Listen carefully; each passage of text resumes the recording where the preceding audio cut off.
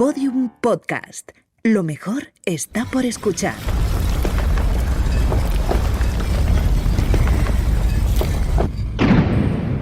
Dentro de la pirámide, con Nacho Ares.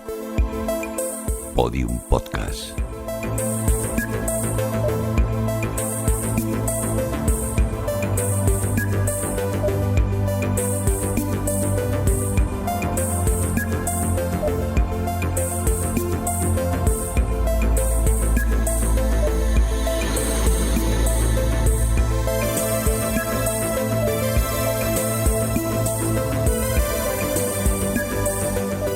Bienvenidos a Dentro de la Pirámide.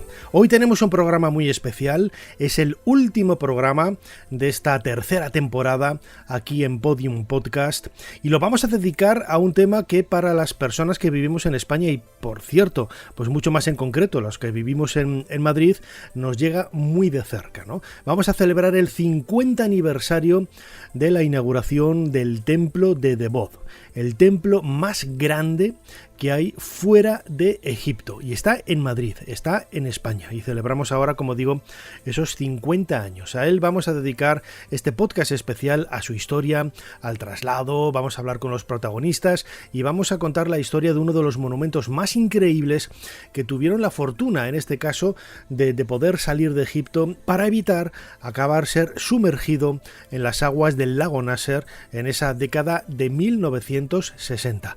Recordad que todos los podcasts que se han emitido hasta ahora de Dentro de la Pirámide los podéis escuchar a través de la aplicación de Podium Podcast. También los vais a poder escuchar en iVoox, en Spotify, en Google Podcast, etcétera. Nosotros vamos a dejar este mes de agosto tranquilo para el sosiego, la tranquilidad, el solaz, pero volveremos en septiembre con nuevos temas, nuevos podcasts, siempre con muchísimas ganas de colocar un nuevo bloque en esa pirámide maravillosa, majestuosa, que entre todos, con vuestras suscripciones, vuestras inquietudes, vuestras preguntas, vamos construyendo casi semana a semana aquí en Dentro de la Pirámide.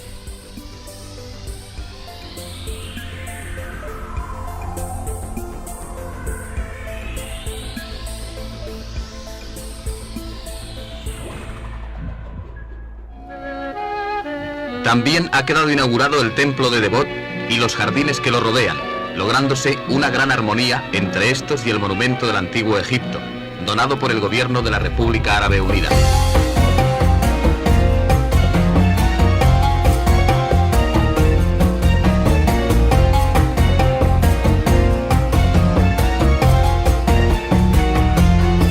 Así vivía en el año 1972 el Nodo, esas películas de noticias y documentales, ¿no?, que había en los cines de España, en esa España en blanco y negro, aunque luego el Nodo, cuando acabó en el año 1980 y poco, ya era en color. Pero bueno, en este caso se nos acerca a esa inauguración en julio de 1972, el 18 de julio, hace ahora 50 años.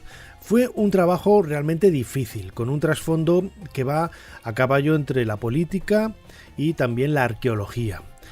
Martín Almagro Bas, el padre de la arqueología en España, fue uno de los artífices de este trabajo, y también su hijo, Martín Almagro Gorbea.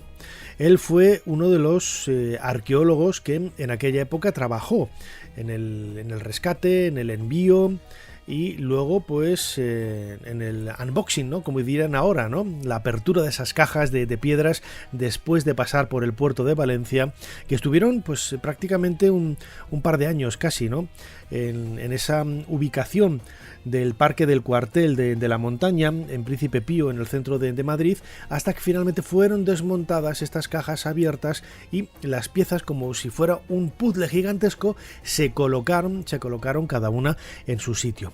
Vamos a escuchar una especie de montaje, de edición muy particular que hemos realizado con la voz de Martín Almagro Gorbea a partir de esa intervención que tuvo él hace 50 años para el Nodo, y también algunas más recientes de Televisión Española. Esto es lo que se vivió y esto es lo que nos cuenta hoy Martín Almagro sobre ese cumpleaños del templo de Debod. Es un hecho único en la historia del patrimonio artístico español. Ha sido un trabajo laborioso y largo. El problema es que vino sin suficiente documentación, porque el desmontaje en Egipto se hizo de una forma muy rápida.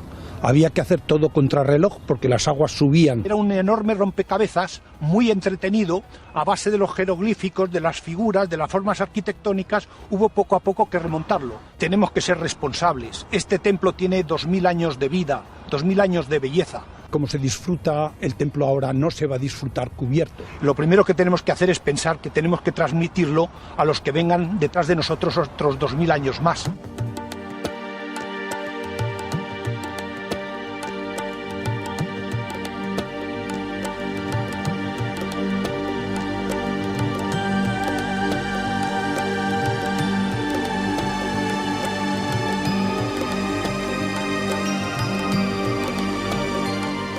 Muchos se preguntaban por qué España había recibido esta donación tan increíble, ¿no? Un país en donde no había una tradición egiptológica importante. Yo recuerdo, esto creo que lo he comentado en otras ocasiones, pues hace prácticamente 20 años tuve la suerte y la oportunidad de enseñar el templo de Debod junto con Javier Sierra a Mark Lehner, ¿no? Este egiptólogo y experto en pirámides de la Universidad Americana del Cairo. Bueno, pues él se quedó sorprendido, ¿no? De ver el templo en este parque maravilloso en el centro de la ciudad de Madrid, al lado de Plaza de España. Claro, él conocía, por ejemplo, el templo de época augustea del siglo I, el templo de Dendur, que se encuentra en Nueva York. En los Países Bajos, en el Rijksmuseum de Leiden, está, por ejemplo, el templo de Tafa. En Turín está una capilla de Tutmosis III, procedente de Elesía, o el pilono, ¿no?, de Kalapsa, que hay en Alemania, en el Museo de Berlín. Todas estas piezas, todos estos monumentos, junto con Debod, salieron a finales de los años 60 de Egipto de forma legal. Son donaciones, regalos de Egipto a los países que participaron en el salvamento y en el estudio y documentación de los monumentos que iban a quedar bajo las aguas del lago Nasser, que se estaba construyendo en aquella época y que hoy es también uno de esos referentes de la ingeniería en Egipto. Bueno, pues muchos de esos monumentos, por desgracia, se han perdido y han quedado bajo las aguas. Durante muchos años hubo un proyecto de hacer una suerte de museo submarino, ¿no? Algo parecido a lo que se planteó para Alejandría, en esa bahía, para intentar ver, o que los turistas pudieran ver, algunos de los restos del faro o del templo de Isis, en donde está enterrada la reina Cleopatra. Pero en el lago Nasser no sucedió nada de esto. Se consiguió a través de la UNESCO reflotar el templo de Abu Simbel, casi 60 metros hacia arriba, los templos de Abu Simbel y de Nefertari, y con ello poder salvarlos, al igual que se hizo con otros monumentos que hoy se pueden ver en los aledaños del lago Nasser, incluso en la isla de Kalapsa, en donde está este templo también de época tardía, pueden verse otros 4 monumentos faraónicos maravillosos y que, bueno, se han salvado, se han desubicado de su posición original, pero no dejan de ser 5 grandes tesoros que hoy están, pues, a la vista de cualquier curioso que se intente acercar a conocer los secretos de Egipto. ¿Cuál es la razón? ¿Dónde nace realmente ese momento en el que el régimen de Franco se acerca a un régimen político antagonista, ¿no? Era el régimen comunista de Nasser en Egipto. Bueno, pues tuvieron a bien llevarse bien y colaborar en un proyecto de este tipo. Pues bien, en el año 1964, quien era ministro de Turismo, Manuel Fraga Iribarne, llega a Egipto a hacer una visita diplomática, una visita también con un rango seguramente y un perfil económico, pero en esa carpeta de trabajo estaba, pues, el deseo, ¿no?, y el anhelo también del gobierno español de colaborar en todo lo que fuera posible para salvar el templo de Abu Simbel, el de Nefertari y otros monumentos que iban a quedar bajo las aguas del lago Nasser. No hay documentación que así lo demuestre, pero seguro que en ese viaje, a principios del año 1964, ya se habló por primera vez de la cesión del templo de Debod, como uno de esos lugares que iban a quedar sumergidos y que por la belleza, la importancia y el valor arqueológico del mismo requerían que fuera recibido por un país en Occidente. Así contaba el Nodo en el año 1964 ese viaje de Manuel Fraga Iribarne a Egipto. Nuestros equipos viajan hoy a Egipto acompañando al ministro de Información y Turismo, señor Fraga Iribarne, que es portador de un mensaje del generalísimo Franco para el presidente Nasser. Las visitas políticas, el cambio de impresiones con los gobernantes de la República Árabe Unida, las entrevistas de alto nivel cultural y económico, alternan con las conferencias de prensa, las recepciones, los actos de mutua cordialidad, las fiestas peculiares en las que se rinde tributo a lo folclórico y la contemplación de los tesoros artísticos del país, que constituyen tan gran recompensa para el hombre cultivado. Después de ofrecerles esta serie de actividades que culminan en la audiencia del presidente Nasser al ministro español, podemos desligarnos del protocolo oficial y asomarnos al Nilo, que cruza la ciudad y fertiliza toda esta gran nación. Otra vez en vuelo, en busca de Asuán, siguiendo siempre el curso del Nilo. Vamos a conocer la realización de envergadura faraónica que lleva a cabo el Egipto contemporáneo. Es una obra de ingeniería de las más importantes de cuantas hasta ahora se han realizado en el mundo. Su capacidad será de 132 billones de metros cúbicos de agua a embalse lleno. Moverá 12 turbinas y producirá varios millones de kilovatios hora de energía eléctrica. En las obras trabajan 25.000 hombres, 7.000 técnicos y 1 millar de ingenieros. Se calcula que entrará en servicio en fecha muy próxima. El embalse cubrirá 500 kilómetros de longitud en una anchura media de 20. Y decimos adiós a Egipto, aprovechando una clásica puesta de sol en el Nilo, final adecuado para un país que ha hecho del sol un culto fabuloso.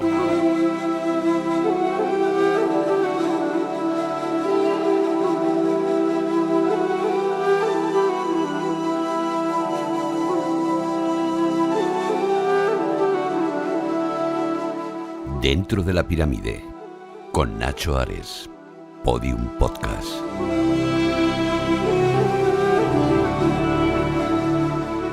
Es cierto que el templo de Debod no es un templo tan majestuoso como pudiera ser, lógicamente, el templo de Karnak. Sin embargo, lo llamativo es que tiene la misma estructura, aunque en un tamaño menor que cualquier templo de época faraónica. Cronológicamente hay que suscribirlo, como decía antes Martín Almagro, pues hace poco más de 2000 años, ¿no?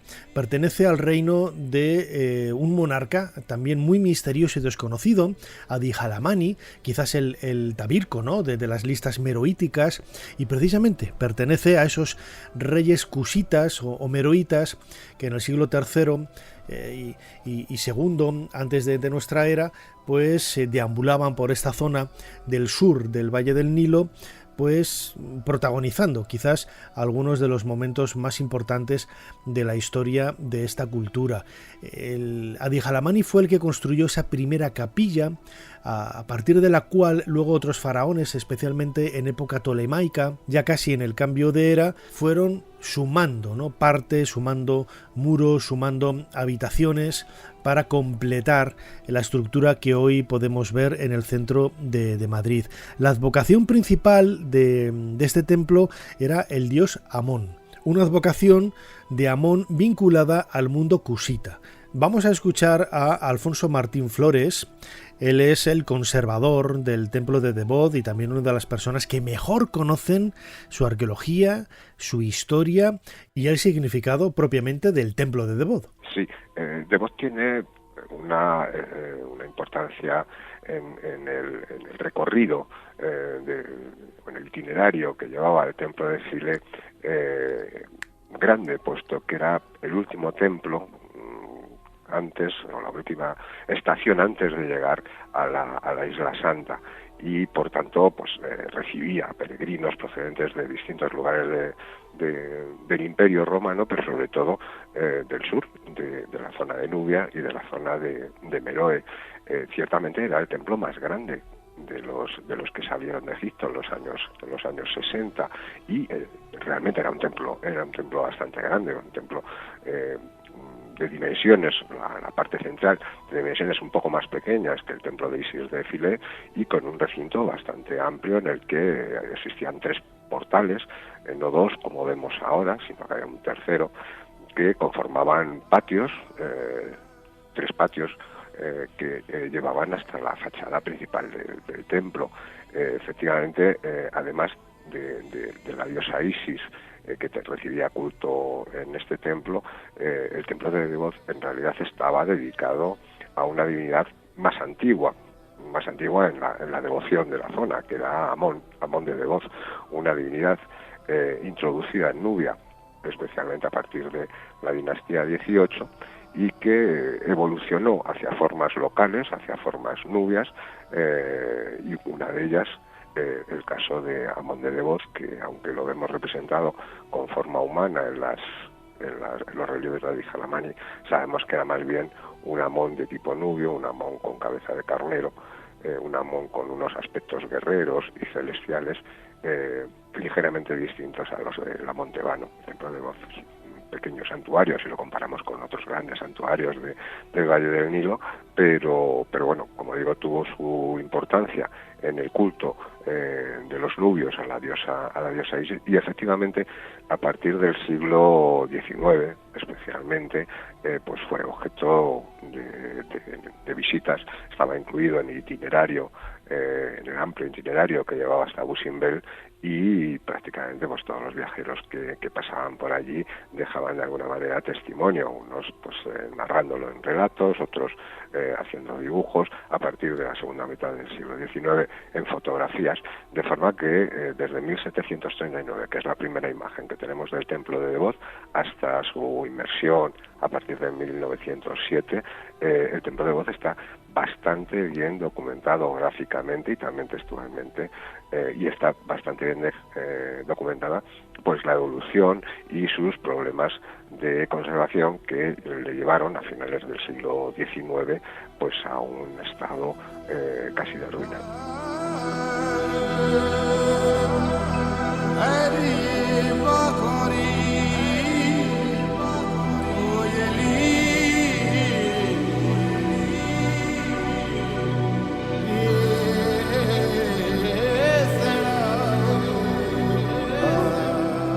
Además de esa advocación al dios Amón de Devoz, es el nombre que se le da, ¿no?, para distinguirlo quizá de ese Amón más genérico de los templos de Tebas, más al norte. Como digo, otra de las advocaciones que tenía el templo de Devoz era la de la diosa Isis. Isis, como escuchábamos ahora en la voz de Alfonso Martín Flores, conservador del templo en Madrid, pues era una de las divinidades más destacadas, ¿no?, de esta zona del Alto Egipto, casi en el extremo sur, ¿no?, con Nubia.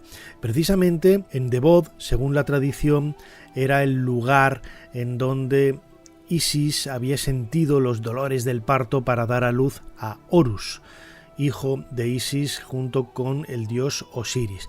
Es decir, hay una serie de vínculos mágicos, de vínculos absolutamente simbólicos que dan relevancia, una especial relevancia al templo de Devoz. Y esta debió de ser la razón por la que el rey cushita Adi-Jalamani, uno de esos reyes negros de la historia de Egipto, decidió construir en este lugar aparentemente apartado, pero muy cercano a ese lugar neurálgico del culto de Isis, la isla de Philae, a apenas 10 kilómetros, ¿no?, de donde estaba antiguamente Devoz. Adi-Jalamani, como digo, fue el que designó este punto para recibir un templo dedicado a Amón de Devoz y a la diosa Isis. ¿Quién es este Adi-Jalamani? Pues uno de los monarcas más misteriosos de la historia de Egipto, principalmente porque no tenemos apenas datos de él. Conservamos los nombres que aparecen precisamente en el templo de Devoz, pero desconocemos cuál pudo haber sido quizás este protagonismo, ¿no?, que fue lo que le llevó a realizar este templo. Antes lo decía, ¿no?, quizás es el mismo Tabirco de las listas meroíticas, de las listas cusitas, no lo sabemos. Alfonso Martín Flores, conservador del templo de Devoz, nos aporta algunas pistas al respecto de esta figura de Adi-Jalamani. En realidad sabemos muy poco de este monarca cusita o meroíta, etiópico, como decía Champollion, Aterramón, Azaqueramón, o ahora en la actualidad que se conoce un poquito más de Meroíta, no mucho, pero un poquito más de Meroíta, le llamamos o le conocemos como Adi-Halamani. Es un rey de Meroe, un reino que estaba situado justo al sur de Egipto, en lo que actualmente es Sudán, y que el templo de Oz es el único lugar, hasta hace unas pocas décadas, por las que sabíamos de la existencia de este monarca, porque no se sabía muy bien dónde estaba enterrado. Hay una pirámide en el cementerio de Meroe que se le asigna tradicionalmente a Adi-Halamani, pero que no hay constancia escrita de que fuera de este monarca. Y el templo de Debod, en donde aparece en la capilla central del templo repetidamente el nombre de este monarca escrito en jeroglíficos egipcios. Y durante los trabajos de desmontaje de los templos de Philae apareció un segundo testimonio. Como digo, hasta ese momento solamente era el templo el único testimonio de la existencia de este monarca. Un segundo testimonio consistente en una estela en la que aparecía un monarca haciendo una serie de sacrificios a los dioses de la catarata, y cuyos cartuchos eran los mismos que los del templo de Debod, Adi-Halamani.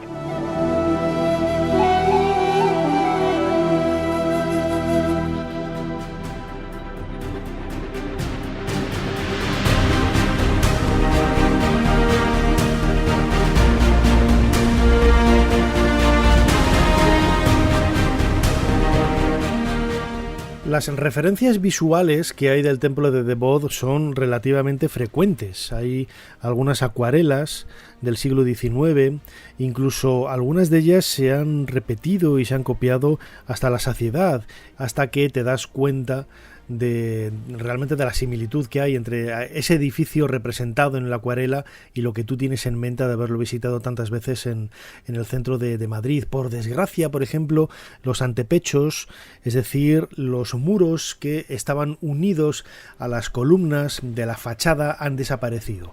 En origen tenían relieves tal y como vemos en algunas de estas pinturas. Yo recuerdo que, por ejemplo, visitando a mi buen amigo Ahmed Amin, el fotógrafo del Museo del Cairo en la plaza del Tahrir, una vez en el pasillo que va a dar a su espacio, donde en esa entrada del museo encuentro una pequeña acuarela vetusta, casi olvidada podríamos decir, con un templo egipcio, con un suelo de color verdoso por la vegetación que había entonces, en un cielo azul y ese edificio amarillo. Y un día me doy cuenta, porque lo había visto montones de veces, y digo, anda, pero si esto es el templo de Debod.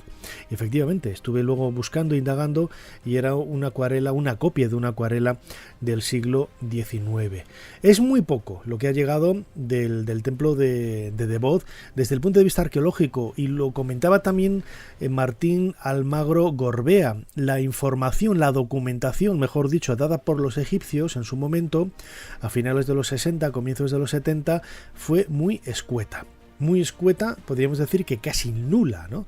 Lo que complicó la reapertura de las cajas y sobre todo la ubicación de donde tenían que ir los bloques de piedra que aparecían en ellas. Sabemos también por la descripción que algunos autores antiguos, como el propio Champollion, el descifrador de la escritura jeroglífica, ahora en septiembre de 2022 vamos a celebrar ese 200 aniversario del desciframiento de la piedra de Rosetta, pues Champollion, antes de su viaje a Egipto, junto con Hipólito Rossellini, tuvo la oportunidad de conocer un poco los textos, y luego posteriormente, cuando estuvo allí, corroborar, ¿no?, algunas de esas informaciones que él había tenido a través de otros viajeros. Llamó mucho la atención sobre el valor, ¿no?, de este templo que antes, al principio, intentábamos recuperar, ¿no? Sabemos que en origen, aparte de esos antepechos que se han perdido, aparte además de la cabeza de una divinidad leonina que hay en la parte de atrás, en el último muro exterior del templo, que desapareció, al parecer salió de Egipto, pero en algún momento entre ese viaje desde Alejandría a Valencia o Valencia a Madrid, ese relieve desapareció y hoy está perdido. Pero sabemos también que Por referencias de viajeros y de aventureros, el templo contaba con dos capillas, pues seguramente una dedicada a Amón y la otra a Isis. Hoy el templo cuenta con una sola de esas capillas. La otra dónde está, no lo sabemos, pero seguramente esté en algún museo, en alguna colección, y quizás por desconocimiento, por falta de información, ¿no? Porque muchas de estas piezas llegaban en el siglo XIX o a principios del XX descontextualizadas, no se sabía de dónde procedía, por ejemplo, una capilla determinada. Podría ser algunas de las que hay en otros lugares de algunos museos de Europa o de Estados Unidos, esta capilla del templo de Devot.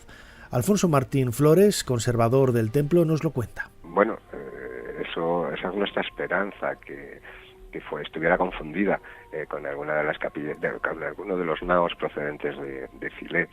La capilla fue extraída del templo de Naos, el sagrario en el que se guardaba la estatua de la divinidad, fue extraída del templo hacia 1825. Hay alguna mención en algún relato de viajes que señalan la posibilidad de que un diplomático inglés, británico, fuera el responsable de la extracción de ese naos de Devot. Lo más fácil es pensar diplomático británico, pues en Henry Salt, que sabemos que estuvo actuando en la zona de Devot durante esos años aproximadamente, y que extrajo y llevó a Europa el gran número de antigüedades procedentes de Egipto. No sabemos si fue vendida, si fue subastada, si llegó efectivamente a Europa. Buscamos entre los otros naos que sí tenemos documentados la posibilidad de que se tratara del antiguo naos de Isis del templo de Devot. De hecho, todos los naos que se han conservado, excepto el que hay precisamente ahora en el templo de Devot, pertenecen al mismo monarca y generalmente proceden de la zona de Filé. No se conocen otros naos de este tipo, del tipo que hay en Devot, que vengan de otros lugares. Y bueno, pues quizás alguno de los naos existentes en museos o existentes en colecciones de los que no tenemos noticia pudieran corresponder al antiguo naos de Isis que estuvo en el templo de Devot hasta esa fecha, 1825.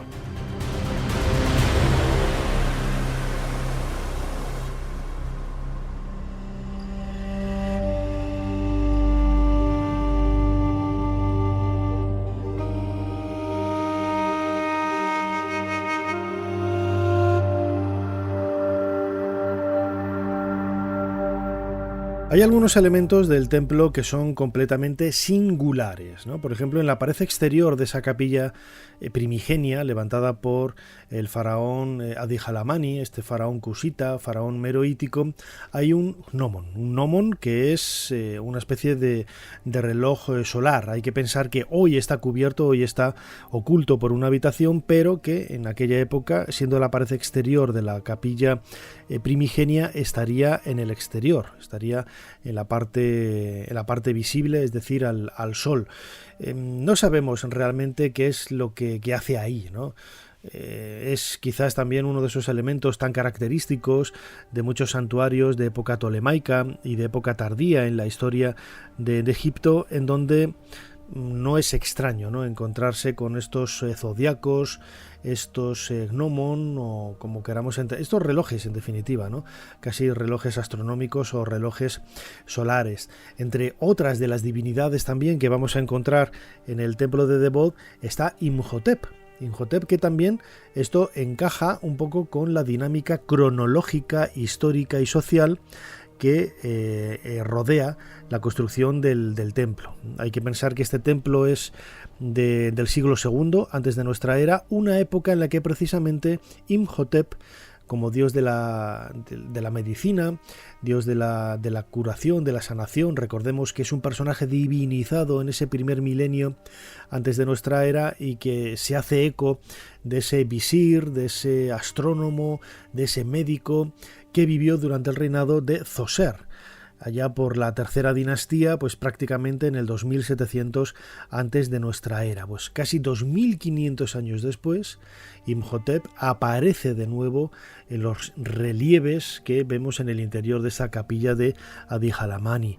Esa divinidad leonina, Maesa, también nos está hablando un poco de esa combinación, ¿no?, de elementos de la naturaleza, de elementos del desierto, de elementos de culturas distintas, ¿no?, la propiamente faraónica con la dinastía cusita meroítica de Nubia, una cultura negra más centroafricana, y que se funde, ¿no?, en este aspecto, como digo, cultural tan interesante que podemos ver en el templo de Debod. Es cierto también que el templo como tal guarda en su perímetro, en la parte exterior del muro que lo rodea, varios grafitos, ¿no? Grafitos, muchos de ellos de época mucho más moderna, de época medieval, como algunas procesiones, algunas caravanas, mejor dicho, de camellos. Hay que pensar que el templo estaba en el desierto, fue reutilizado seguramente como lugar de habitáculo para algunas caravanas, como parada, ¿no?, en esa ruta comercial que había para unir unos puntos con otros en el Valle del Nilo, y de ahí que podamos ver sobre ese muro exterior parte de esas caravanas de camellos. Delante de la fachada de la puerta principal había 3 pilonos, de los cuales solamente se conservan 2, y también falta el muro que rodeaba todo el recinto. Hay que pensar que estos edificios, al igual que sucede por ejemplo con el templo de Karnak, estaban rodeados de un muro que cubría todo el recinto sagrado del templo.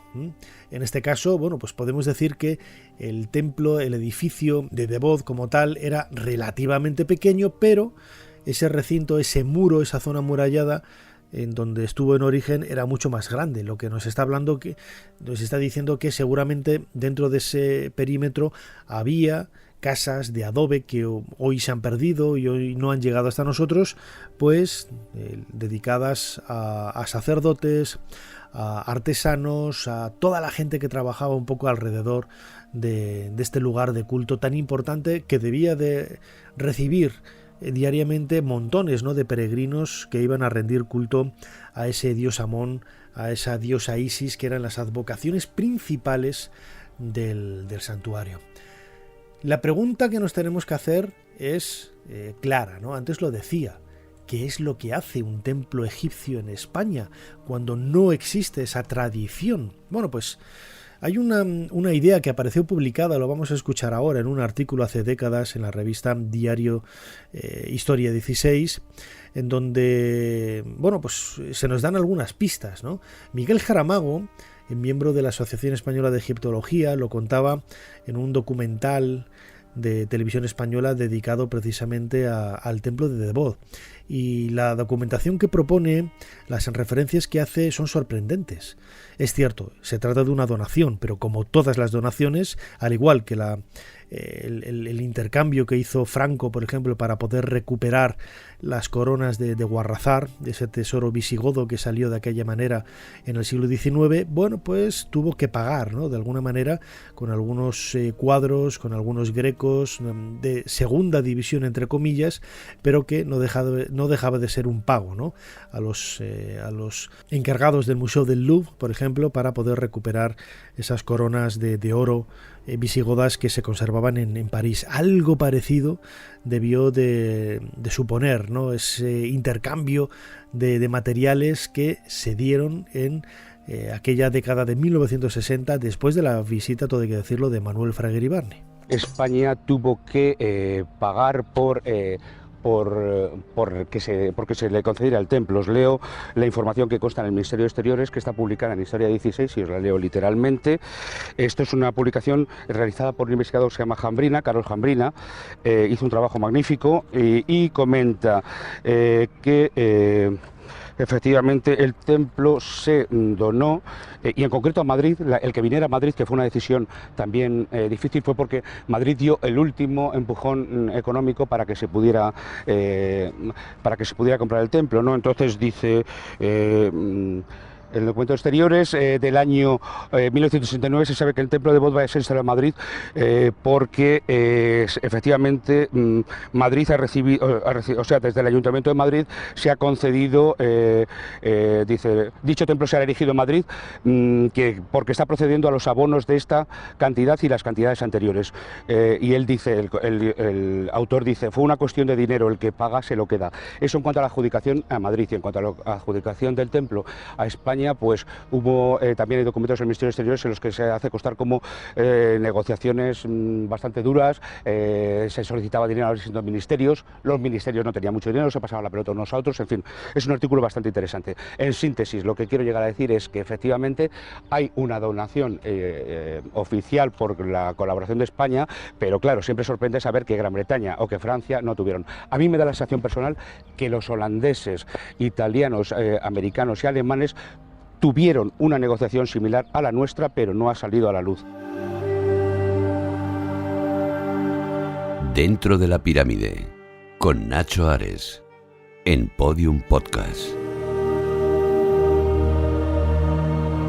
Después de 50 años, una de las mayores preocupaciones que rodean al templo de Bod es su conservación. Yo recuerdo que me decía Alfonso Martín Flores, conservador del templo, que algunos de los añadidos de piedra procedente de las canteras de Salamanca, arenisca, esa piedra rojiza tan característica, pues habían aguantado peor las inclemencias del tiempo que las rocas, las piedras originales que formaban parte de ese templo procedente de Egipto. Esto es llamativo, ¿no? Hay que pensar, por ejemplo, que el templo de Dendur y el resto de templos sacados de Egipto están cubiertos, ¿no? El templo de Dendur, por ejemplo, está en el Metropolitan, aunque siguiendo, por ejemplo, la condición dada por los egipcios, que fuera visible al gran público.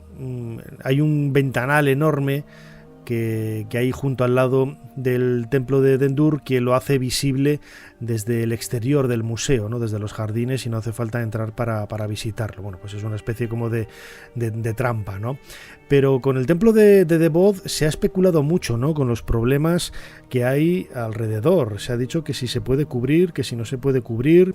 Se ha hablado, ¿no? de la polémica en sí mismo, ¿no? De por qué vamos a cubrir el templo de Bod si tendríamos que hacer lo mismo, por ejemplo, para cubrir una ermita, una catedral, ¿no? Y salvaguardarla así de las inclemencias del tiempo. Bueno, pues podría resultar un poco absurdo cubrir una catedral, ¿no?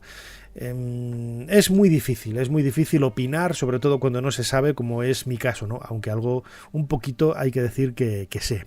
El doctor Zahi Hawass hace un par de años visitó España justo antes de la pandemia y hizo una especie de rueda de prensa frente al templo de Bod para llamar la atención, ¿no? Sobre la conservación, el valor de este monumento y las decisiones que había que tomar desde el punto de vista político para poder sacar adelante un proyecto tan ambicioso como es la conservación final de este santuario tan importante dedicado al dios Amón y a la diosa Isis, que tiene 2200 años de antigüedad y que por lo menos, ¿no? que lo puedan disfrutar las generaciones futuras, las generaciones venideras durante 2200 años más, ¿no? Esto es lo que contó Zahi Hawass en ese encuentro con prensa, con periodistas, con aficionados, en definitiva, a la egiptología, sobre lo que habría que hacer, o su preocupación en este caso, en relación al templo de Bod. I want to say that this is my first time to come. Es mi primera vez and see the España y ver este templo. The temple of Debod. I want first to say that primero quiero apuntar the existence of this temple. El haber estar aquí este templo in the heart of en el corazón de Madrid. It shows the love between Egypt and Spain. Demuestra el amor entre España y Egipto. And this temple was given from the Egyptian government to the Spanish people por el gobierno as a thank you because of the cooperation and the help that the Spanish people la gave colaboración entre España y Egipto por to save the temples of los templos Nubia. de la Nubia. Then this really is a symbol of cooperation. Es un símbolo de colaboración. And it's a symbol also of love. Y también símbolo de amor. I like the way that the display of this temple. Me gusta mucho el sitio, la ubicación donde está el templo. I can feel that I am in Egypt. Me siento en Egipto con esta ubicación. And the only thing that I need to say, solamente quiero apuntar, that all the gifts that Egypt gave to the whole world para todo el mundo were well protected. Están protegidos, salvo este. This temple is well shown as a beautiful display, but needs protection. Está en muy buena ubicación, pero necesita que esté protegido. When I met the vice president of the government, cuando vi a la vicepresidenta Carmen Calvo, I asked her and I told her that we need to find a way of saving this temple from rain. La he solicitado salvar el templo de las lluvias. And today I give a letter y hoy, from myself as an Egyptologist, hemos entregado una carta que acabo de firmar and on behalf of the para el Minister señor of alcalde de Madrid Antiquities and Minister of Tourism. I gave this letter to the también de parte del ministro de Turismo to the governor of Madrid, para el alcalde de Madrid.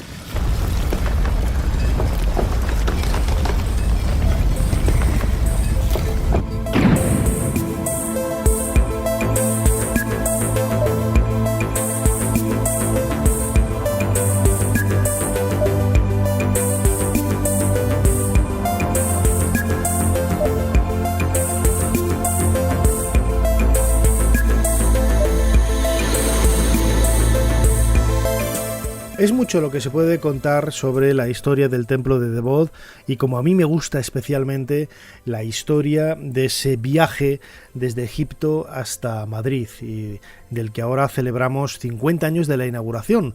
En realidad el templo, como hemos escuchado, llegó a España en el año 1970, pero estuvo un par de años casi dentro de esas cajas esperando el momento adecuado para poder ser reconstruido.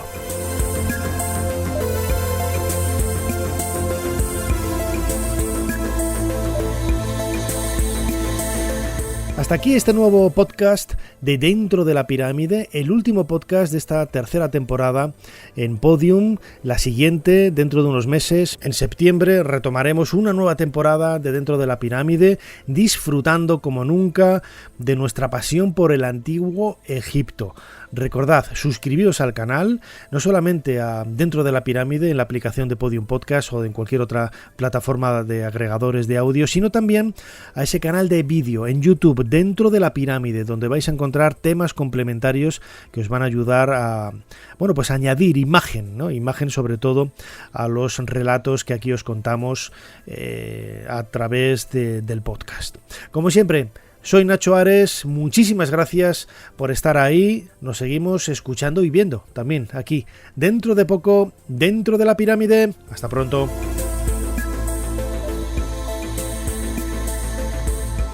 Dentro de la Pirámide, con Nacho Ares, en Podium Podcast.